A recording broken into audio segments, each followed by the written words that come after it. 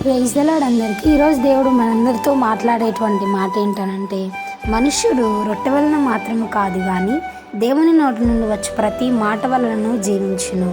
దేవునికి మహిమ కలుగును గాకండి. దేవుడు ఈరోజు ఈ యొక్క వాక్యం ద్వారా మనతో మాట్లాడుతూ ఉన్నారు. మరీ ముఖ్యంగా ఈ యొక్క వాక్యం ద్వారా ఒక కొత్త విషయాన్ని దేవుడు మనకి నేర్పించాలని ఆశపడతా ఉన్నారు. చూడండి ఎంత గొప్పగా రాయించారు. దేవుడు అపవాది చేత యేసు ప్రభువుల వారు శోధించినప్పుడు అపవాదికి యేసయ్య చేసినటువంటి ఆన్సర్ అండి ఇది. మనుష్యుడు రొట్టె వలన మాత్రం కాదు కానీ దేవుని నోటి నుండి వచ్చేటువంటి ప్రతి ఒక్క మాట వలన కూడా జీవిస్తాడంట. దేవునికి మహిమ. అంటే చూడండి, ఇక్కడ శారీరకమైనటువంటి జీవనం గురించి దేవుడు మాట్లాడలేదు కానీ ఆత్మానుసారమైనటువంటి జీవితం గురించి దేవుడు మాట్లాడుతూ ఉన్నారు.